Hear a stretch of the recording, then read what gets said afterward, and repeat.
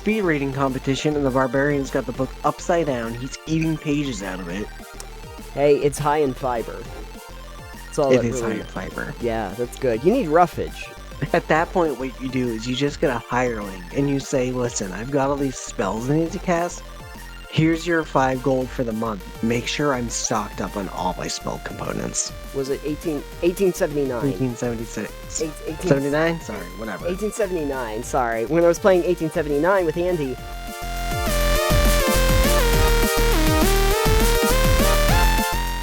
Alex, are you feeling mad for March? I'm feeling mad at March. Oh, really? What did March ever do to you? Oh, it went from 60 degrees to snowing. Oh, I'm sorry. That was not the way it was supposed to go. It was supposed to go the other way. Winter is coming again. Well, whether you are in snowy or sunny country, welcome to Total Pebble Knockdown. I am Nathan. And I am Alex. And let's just get into our quick picks for the day. I don't know how sports balls work. March Madness! Here's your quick pick for madness. Yes, do you want Cthulhu-style madness? No, not at all. Yes. We are actually in March Madness, which is, I believe, has something to do with the sports balls. It's the one where you throw it into a net, right? You throw it into the net. Several of them. You don't throw it, kick you it with your hands. Okay, you throw it with your hand. It's handball. That's at least one sport. There's a sport, and it does that, and it's important. And anyway, so that's March Madness. Thank you for coming to our TED Talk. But anyway, what I wanted to do, since we don't talk about those kinds of games, we talk about video and tabletop games. Real games. Yeah, the ones that people play, is how those are usually represented in those forms of media. And I didn't want to focus on the sports series that come out, so your NBA 2K and the Madden and all of those. I'm kind of more interested in how they are represented in a lot of open world games, where you have like horse racing in Red Dead Redemption. In GTA, though, you do have things like golf. Is there golf in GTA? I haven't played GTA since San Andreas. GTA 5 has golf and a couple other sports, but golf is usually the one people remember because it's like practically a full golf game inside of the GTA game. I also have the Fight Club, which isn't necessarily a sport as much as it's a quest line. It was also a book, but... Chuck Palahniuk, if you're watching, reference. They're not. And sometimes you have fantasy sports, like, for instance, Blitzball. Blitzball. Which was like good one. A whole thing unto itself. And so you see those pop up in video games a lot. But what I wanted to do is talk about like how we could use it in a tabletop game. I don't think a lot of people who play like your typical RPG, a Dungeons and or Dragons, would think to play a game about the b-ball or something in their game. But I think it could make for a really interesting, an interesting side quest, because, having to win the big game in your fantasies, having to beat the Monstars. You gotta beat the Monstars. We're basically just doing Space Jam. And 2, I think you get to play around with the mechanics a lot. Because you can use the mechanics in new and unique ways to do a sports game, like a team sports game, rather than doing it in the typical way of smashing people. I think it would be fun if you did an improv sports game in like D&D or other RPG. If there's not a solid rule set for this sport or game or whatever you're going to do in the game, then let the players kind of come up with and give you the reasoning behind the thing they want to do. I want to try to get the ball in the basket. It's like, cool, what do you want to use to do it? Sure. It's like strength. Okay, why strength? Oh, I'm going to stand at the other fucking end of the court. I'm going to yeet the thing as far as I can. Yeah, so it's a strength check. So it's alright. Well, strength for getting it way over there, and it's like a dexterity, to make sure you can get it. So it's like a range shot at that point. Yeah, I'm thinking that's the difference between athletics and acrobatics, right? If you're doing it if you're trying to get a 3-point shot from the back, that's athletics. That's a strength-based skill check. And that's how far you can throw things, basically. Yeah, but it's also accuracy, because I can huck a baseball pretty far. Yeah. But boy, am I not accurate. Right. If I'm trying to dunk the basketball, though, I want that to be an acrobatics check, because I've got to be able to, like, jump up and accurately hit it into the thing. I also think that it would be fun, you could utilize, like, to try and steal the ball, if you're, like, right next to your opponent, you could try using, like, sleight of hand. Sleight of hand to actually, like, almost pickpocket the ball, like a waiver. Yep. And your enhancement wizards will be great. Oh, sure, yeah. It's like, you want to cast Bear's Endurance on this guy? I feel like spellcasters are going to have a real unfair advantage with some of the trickery that they can do over... Barbarians, too. Oh, that's true. Oh, Rageball. Let's play Rageball. Yeet the gnome across the court? Oh, that'd be great, yeah. They're not... It's not a travel if you're not moving your feet, right? That's true. Hand the ball to the gnome, pick him up, and yeet. And throw that gnome just as far as you can. A monk would probably be really good at a lot of these sports. Oh, yeah, because they focus on completely unarmed combat. So, and that's pretty much what you're going to be doing here, is essentially... any character that's really good at improvised weaponry would have a good advantage here, because you could just kind of consider the ball to be like an improvised weapon of sorts, and could probably utilize some of that. If you have someone who is like, brawler, or a barroom brawler, whatever that, tavern brawler, yeah. I want to see, like, the tabletop Olympics. So you've got your ranger doing, like, tennis. Oh, yeah. Yeah, you got your barbarian doing, like, strength, weightlifting. Yes, your party winds up at the Fantasy Olympics, and now needs to compete in a variety of sports. Here are all the different things you can enter. There are these activities, and each of you needs to enter at least one competition. Who is going to do curling? Pick the one you think you're suited for. Who's going to do curling? I need to know who's going to try and toss the discs down the ice. Who is going to do that, actually? Someone with mage hand. Because you could just keep the mage hand on. Yeah. I would think maybe a rogue, because they've got a lot of sleight of hand. I was going to say rogues would be they'd be good with that dexterity of the scrubbing the ice or whatever the hell that is. Mm-hmm. Yeah. So you got your weightlifting competition, obviously. Your strength builds are going to be good for that. You've got your running competition. Basically, just get a scout. But a monk will be all over that, or a rogue. Yep, you can do that real easy. What would you want to put your your pure spellcasting classes in? I have a wizard, or I have a sorcerer, or maybe even like a warlock. Like, what would I want to use them for? Would they even be in anything? I don't know. Maybe there's a chess tournament. Yeah, there's a chess tournament for the wizard. I do think that the mental stats are going to be a little hampered. The biggest issue is your charisma classes. Charisma classes have nothing to do here. It's not like the thing in Assassin's Creed Valhalla where you get to do the rhyming competition. There's no flighting. There's no flighting in this one, which is too bad. Are there any sports? I'm thinking to the Olympics. Like, are there any sports where charisma would be really useful? I mean, going back to the basketball thing, that's right, that's what that sport was called. Maybe if you're doing like the Harlem Globetrotters sort of basketball, the charisma might come into play. Get the stadium on your side for team sports. Be the hype man. I guess it would depend on your party composition, but I feel like if you're actually going to make a fantasy Olympics, you would tailor that to what your party is anyways, so you could probably add in some non-physical competitions as well. Sure. So it'd be like, we're going to have a chess tournament, we're also going to have like a public speaking tournament. Maybe we'll have a tournament to see who can call down the most holiest of lights. Yeah, it's the lighting competition. It's the holiday lighting competition, and it turns out clerics are really good at it. That's all you need to know. You could do something like that, where it's like, who can call down the brightest, holiest beam? You know, Right. checking your devotion. It's a devotion competition. Sure. Or who's got the most exotic wild shape form. Oh, that's fun. Yeah, I'm trying to think. Druids would probably be good at something, and I'm not quite sure what. Well, if they Anything they wanted. Yeah, because they just transform into whatever animal.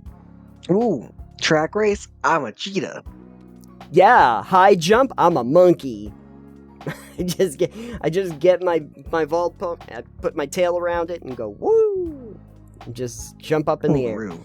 Or kangaroo. Boxing match, kangaroo. Yeah. Oh, that's right. Boxing. We almost forgot about boxing. Charisma could be useful in boxing to try and, like, throw your opponent off of actually being able to hit you. You fake them out. Sure. I mean, to be fair, a lot of those classes will end up having higher dexterity to make up for the lack of armor they have. That is true. Wisdom classes are going to have a hard time. Intelligence and wisdom classes for D&D would be very tricky. Charisma's good for animal handling and riding. Sure, and it's not just D&D. I think that you could do this in a lot of different systems, obviously, but I do feel like this is going to advantage a lot of the physical classes and not the mental classes, regardless of what you're using. So something to consider, I suppose. You just have a second day where it's all mental stuff, and you have the barbarian going, I can't even read a book, what's going on? Speed reading competition, and the barbarian's got the book upside down, he's eating pages out of it. Hey, it's high in fiber. That's all it is really high in fiber. Yeah, that's good. You need roughage. But I was thinking about the idea, if you had a team sport, so you're doing soccer or football for the heathens out there. Yes, rowing, anything like that. Could we get, like, a map of the field, and then would we have to, like, figure out where everybody's placement is on it? Nobody would want that. Nobody does? I mean, I wouldn't. Okay. I was thinking break out the miniatures on a soccer game? Yeah. No. Absolutely. Side note, because I was just thinking about, like, doing the miniatures and stuff. I don't know if you had seen, but Lego is going to be coming out with D&D sets. Use those to actually make your dungeons and everything, which would be cool. And you could even make your stadiums if you wanted to make the Lego Olympics. That's an interesting one. Never considered using Legos to make a tabletop dungeon. We had the one time where we talked about it with one of our guests, Brick Wars, yeah, where they did that, but that was for strategy games. That wasn't for a tabletop gaming for, like, RPGs.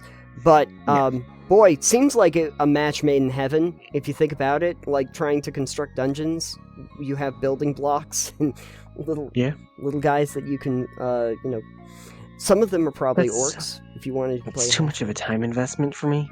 Too much of a time investment. Everything is too much of a time investment. Whatever you're using, or Lincoln Logs, put it together with Lincoln Log. No one has those anymore, but you could.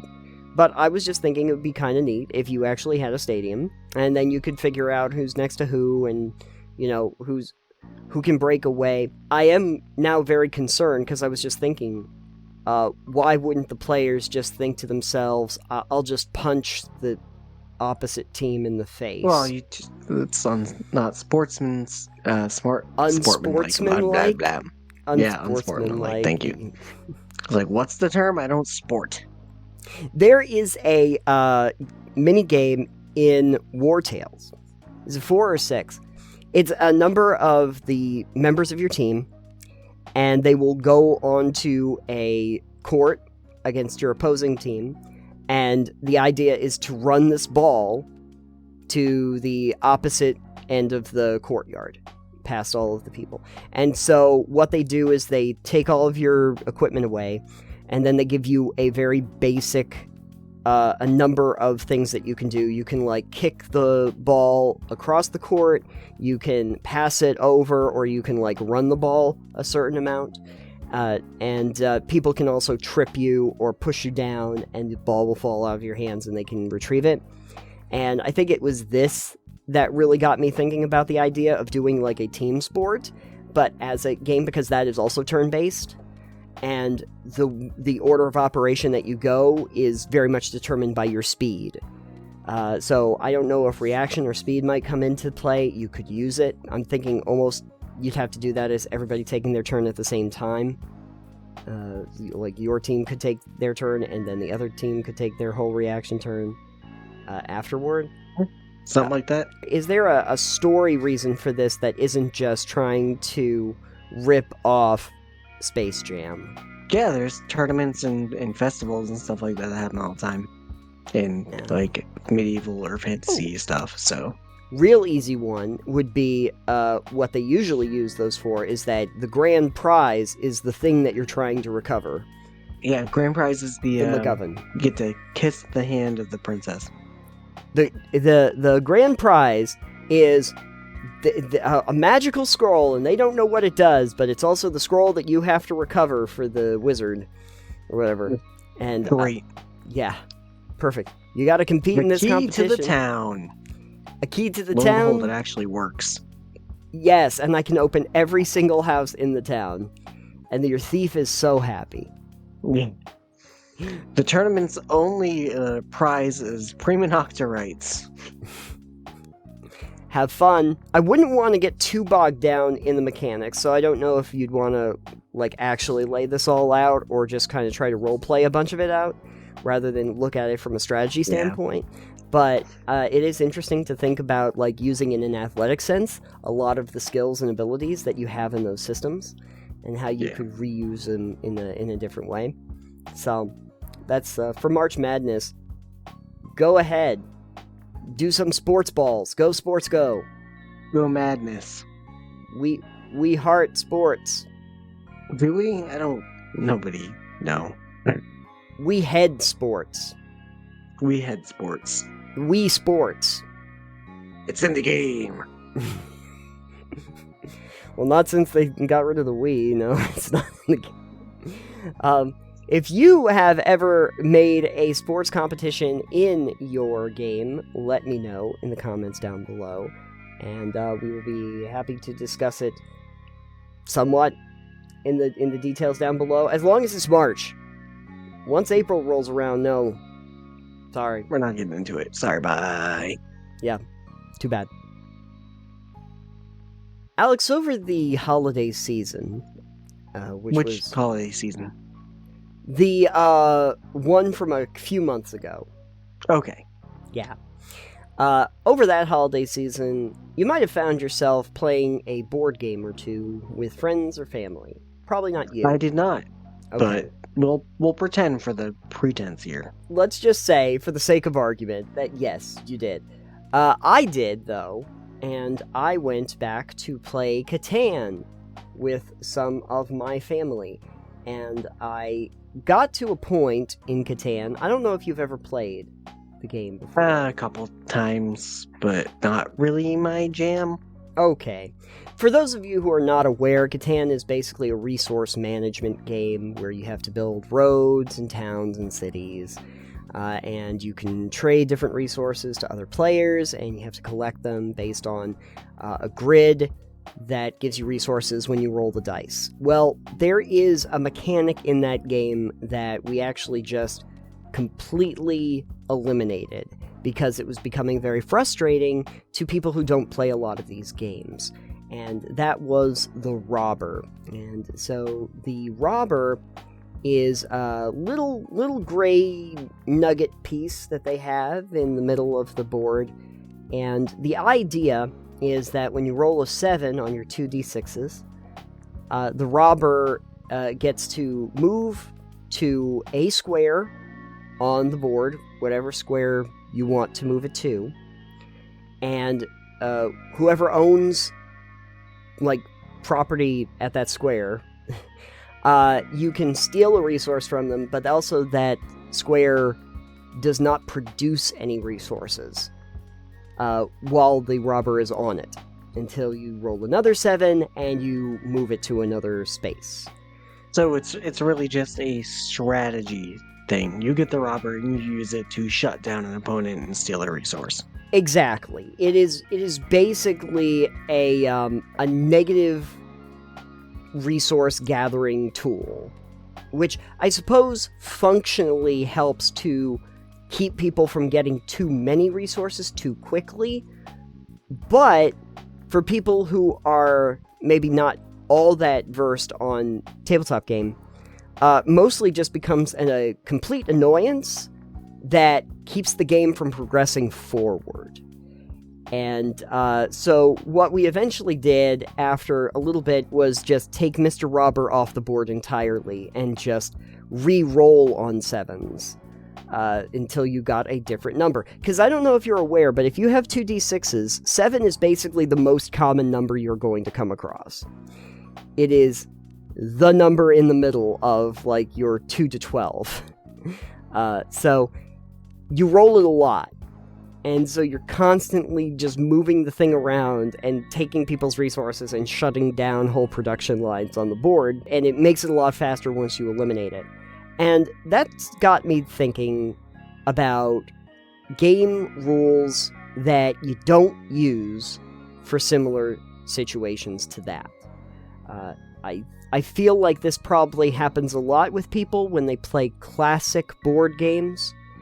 Not necessarily the newer classic, like Euro games, but like your Monopolies or your... Yeah, it's the house ruling thing. It's like Monopoly when you do free parking gets you like all the money in the center of the board or something from people paying taxes. A lot of those rules I've started to realize are mostly there to try and streamline the process to get more stuff, not for the elimination of it. The other one that it got me thinking about was Carcassone, and I really like Carcassone, but when I bought it, it had this wonky little piece, because in Carcassone you have like your little meeples, and then there was like a little special meeple that had like a little pontiff hat on, and that was the abbot.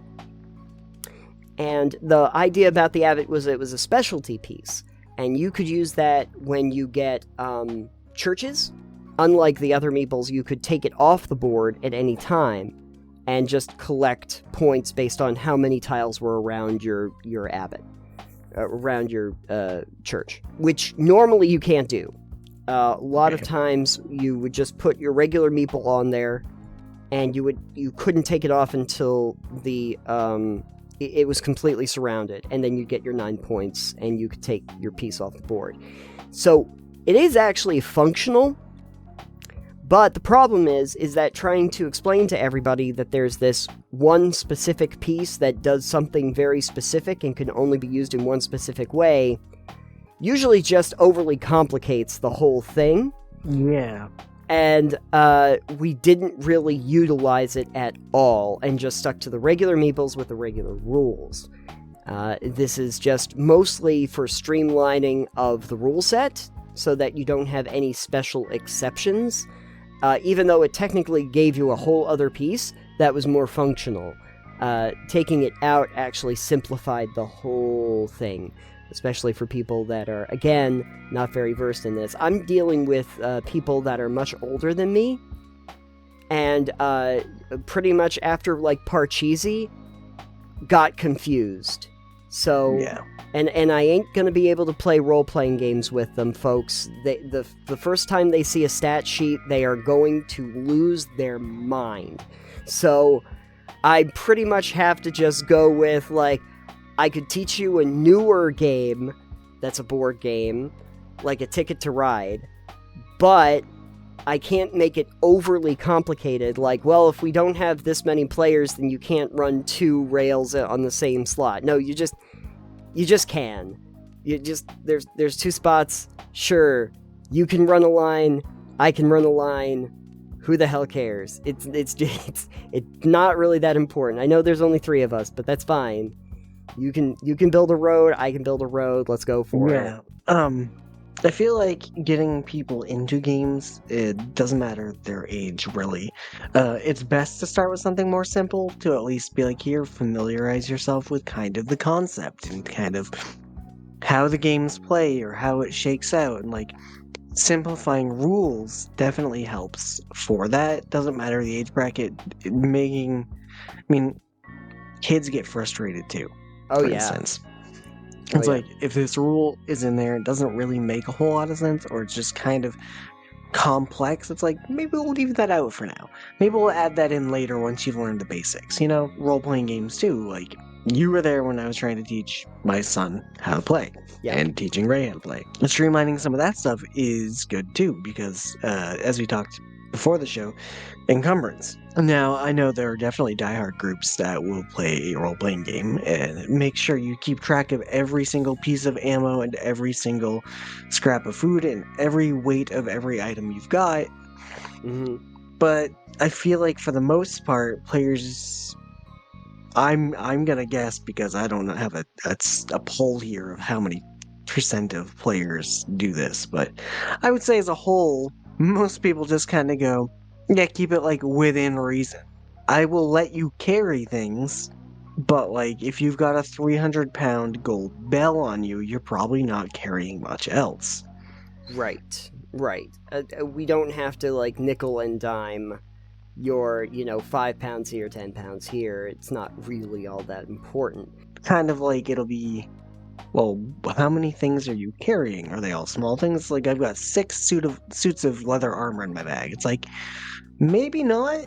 One thing that I have found for D&D that I don't think I have ever used, and pretty much gets hand-waved away even with experienced players, is magical components. Because no one really wants to figure out if they have a bit of carrot and a piece of cotton in order to do a spell. You'll notice in Baldur's Gate 3, like, that never comes up. Like, yeah, well, it's just... The biggest thing there is, unless it's a big component, like you need a diamond worth 1,000 gold. Yeah, those... It's like, yeah, make sure you've got that. We're not going to hand-wave this one thing you need for a true resurrection, buddy. Yeah, those seem very significant, but it's the little stuff that they just insist on that just makes it really feel bogged down.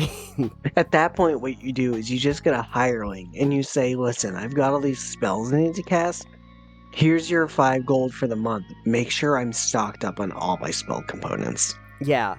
Just do me a favor and keep scavenging for all of these things so I can use them. The thing, though, that I do look at, and I don't even know how many people will do this, is if it has verbal or physical components where you have to do hand gestures or you have to do verbal things.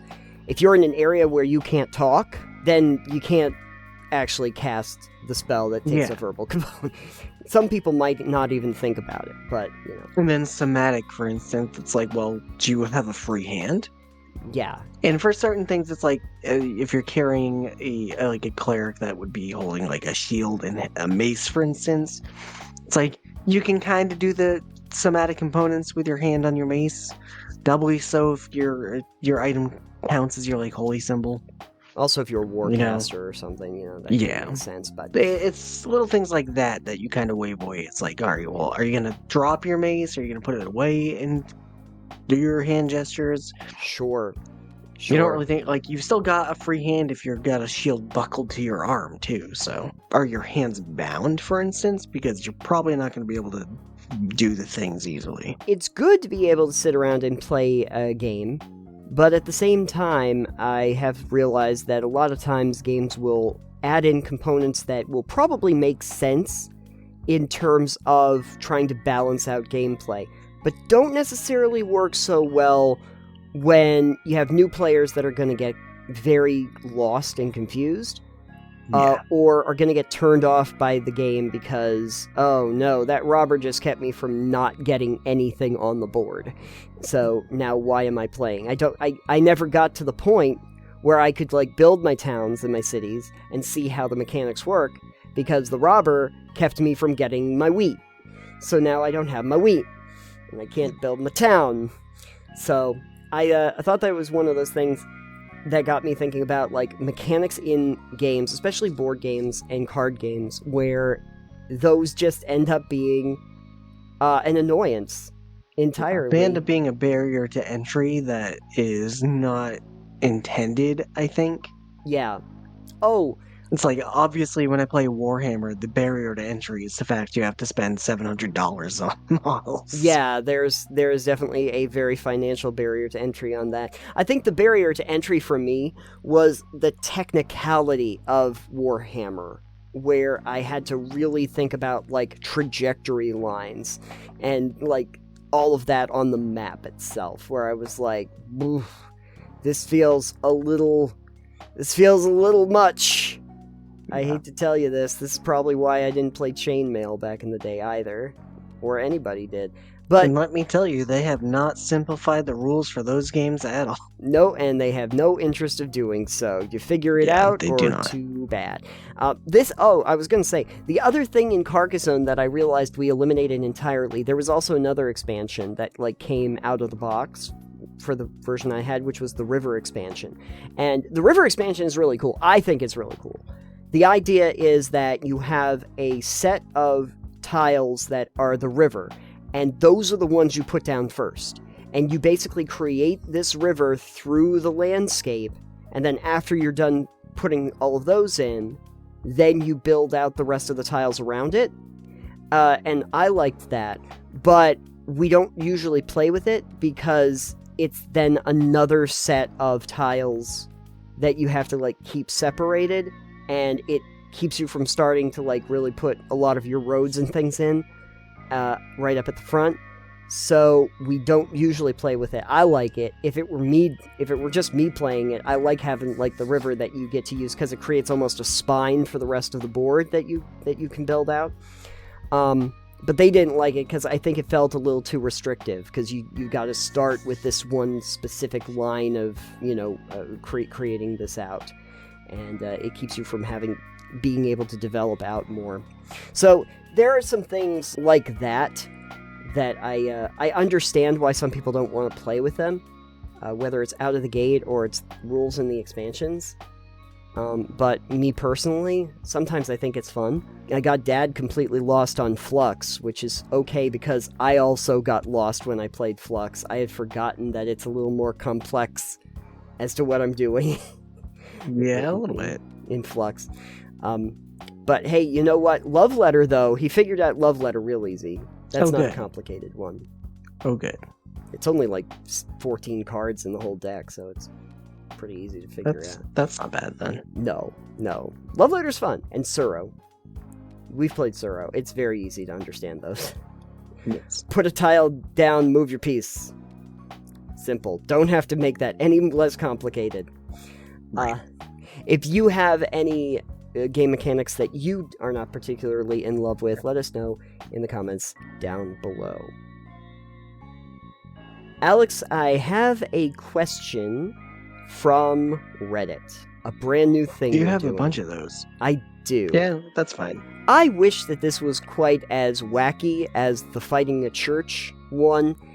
It is not. However, I think it is an important subject that we should discuss. This was posted last week, and the title is, Player is leaving group, now I need to take over 2 characters as DM. Tips, advice, please. Before I even start reading it, run! Do not do this! But at any rate, I'm not going to read it's a very long post, so I'm just going to read the start of it and the reasons. Yeah, if you want to read the whole thing, it'll probably be linked in the description. Yeah. But basically, situation, to paraphrase, basically, one of their players told him out of the blue that he's joining a new D&D group that runs on the same day as our sessions, and he was running 2 characters. He was doing 2 characters, so I didn't have People to deal... do that sometimes. Yep, we've talked about it, actually, on the last show. I wouldn't. Yeah, I know. That's me. Yeah. But so I didn't have to deal with the extra baggage of running an NPC in the party. Still new to DM. Still a new DM. Only DM'd 5 to 6 sessions, each about 4 hours in length. One that went 7.5 hours. That's a chunk.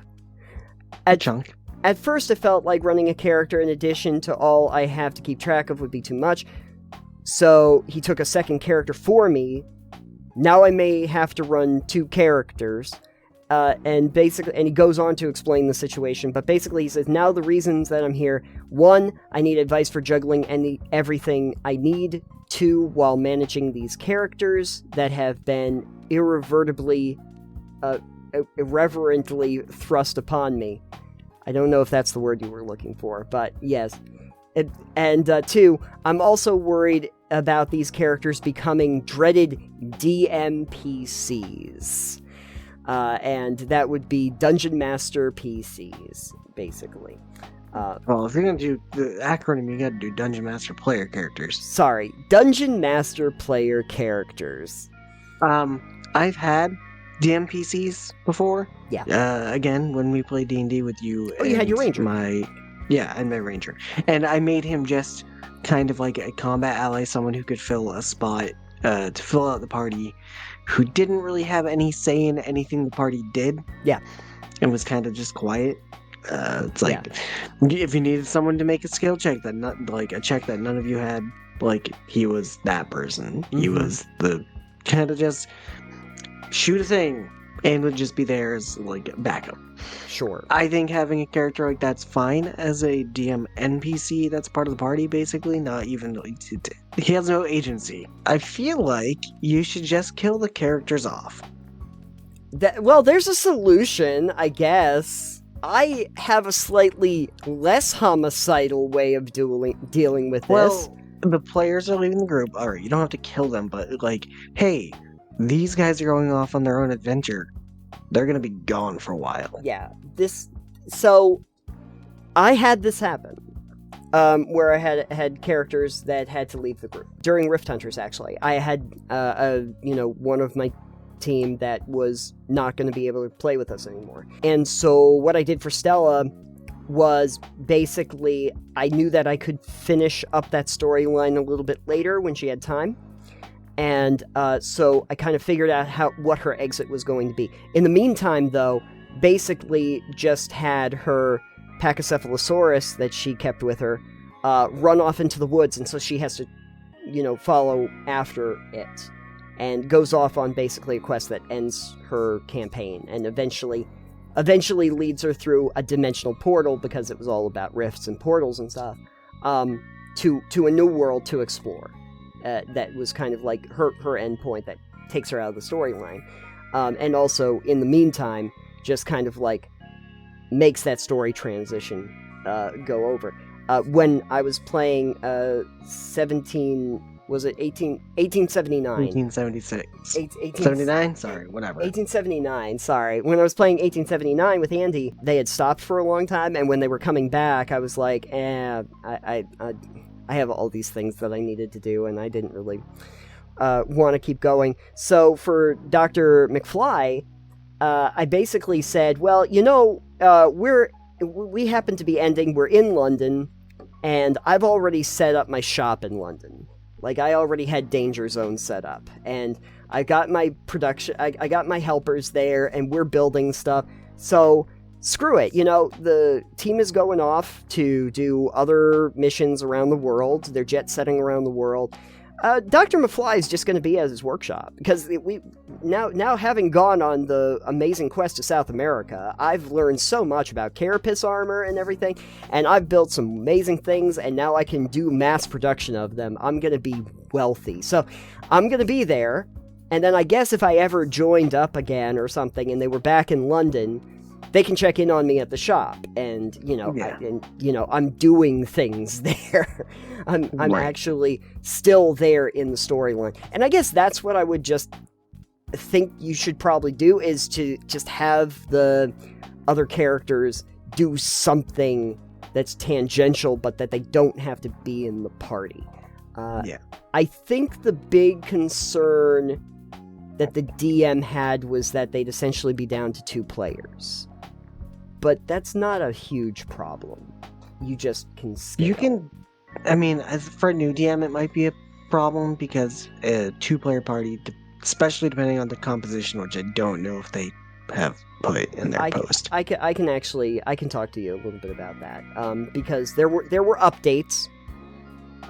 Because there have been many people that sounded off and had thoughts, and so I wanted to talk to you about what the takeaway was from it. Okay, sure. I should not take on the 2 PCs, good, because I have enough to do as DM, plus it could bog down combat, and I'd be playing against myself. That's a fair point people made. Through many comments, my eyes have been open to the fact that a 2-player game is perfectly feasible even for a Gloomstalker Ranger and a Draconic Sorcerer. Yeah. I mean, the biggest thing is just that your players are going to be the arbiters of whether they do something reckless and get killed or not. I need to tailor combat to the strengths of the Ranger and Sorcerer and ensure they have access to healing, like potions, or a Cleric sidekick. You don't really even need a Cleric sidekick, I don't think. That gets into and DM. I don't think you fully need to tailor combat to the party in that sense. You should not overwhelm the party. That does not sound like a good idea. But tailoring it specifically to that would make it feel like it's too on point to me. If there were just some areas that were still accessible and stuff that was still available to do for the 2 players, you don't have to really change anything around. It's just that there's certain combat and just general challenges that they can't take on. That's fine. Which again, you can tailor it to them, but tailor it more towards what they are able to handle. Try not to overwhelm them, I would say. But you don't need to do this is a combat specially designed for a Gloomstalker and a Draconic Sorcerer. No. But back to the old days of Hephaestus, that was a 2-person party. It was a bard and a rogue. A bard and a druid. Yeah. Yep. And we both had access to some healing. Yes. But we also knew how to get the hell out of Dodge if things got hairy. Sure.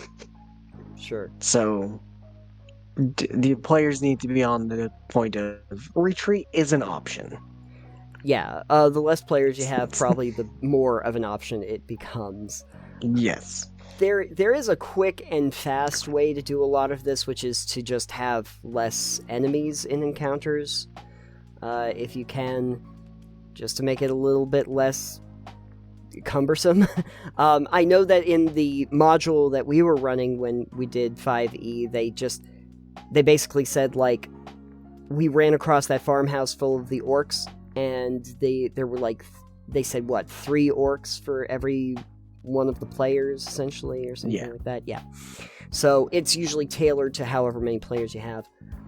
There was a 4th point, and I think this is an interesting one. I don't know how I feel about this as a takeaway, but it was, if I do keep the PCs, I should convert their sheets to monster stat blocks or sidekicks for the party, preventing them from becoming dreaded DM PCs that go sour 99% of the time. I don't know if it's 99%, but I get it, the percentage is high. I don't know if you have to convert it to monster stat blocks. I don't know what converting it to a monster stat block would be, unless you mean just paring down all the information. I don't know, I guess if you had, what did they, one was a paladin and a cleric. So, I guess maybe if you had a stat block just for a generic cleric, that's a fun thing to say. Generic cleric? That's gotta be a new subclass. I would even, if you wanted to do that, and let's say the players could have sidekicks, because that's the thing they do in 5e, you can have sidekicks. And be alright, do each of you want a sidekick? Mm-hmm. Yeah. And divvy them out to the players. If that's what you want to do, you could do that. Yeah, actually, that might actually be a bet. If you don't want to have to go and readjust the entire game world, just giving those 2 players a sidekick character, because there are sidekick roles in the game, would just pad out your party and, get you back up to essentially 4 players. Sidekicks aren't necessarily as powerful, but, at least it would make it a little bit closer to balanced for what you already had planned, if you had something planned. I don't think you need to take on the PCs. I would advise against doing that anyway. There's enough for DMs to do with all of the NPCs in the game anyway, rather than just... Eventually, what happens if the other 2 players leave the group? Are you just going to play all of the characters for the... I'm just playing the game by myself at that point. Just playing it by myself. I created a... It's called writing a book. It's called writing a book, yeah. That's how we play single-player RPGs. It's just being a novelist. This is how all great writers start. They end up doing a one-person D&D session. That sounds about right. Oh, hey, that's how George R.R. Martin got his start. I'm pretty sure. I gotta check the origin on that. That might be incorrect. I'm not sure. Don't quote me on it. Anyway, I am curious for the folks that are out there, if you have had to deal with players leaving the game and what you did to solve this little conundrum of balance and storytelling and where you wanted players to go afterward. And so, we end the chapter of this novel, since we're down to a two-party game ourselves. Yeah. For this episode of Total Pebble Knockdown. And Alex, if the folks out there at home wanted to be greeted with more grand tales of the show, where could they go? Oh, somewhere else entirely. You could go to totalpebbлекnockdown.com. Yep, you can find all of the links to everything that we do over there, including our Patreon, where we put out new content early, ahead of schedule, before anybody else gets it, and some additional stuff that no one will ever see except our Patreon folks. You can also find us on every podcast app known to mankind, and you can find us on social media. I am at Citanium. I am at EXP Limited, and our show is at Pebble Knockdown. So you check us out over there as well. And until next time, keep on rolling. Is that a good phrase? I don't think we need a phrase. We're over 100 episodes Until next in. time, don't let the pebbles knock you down.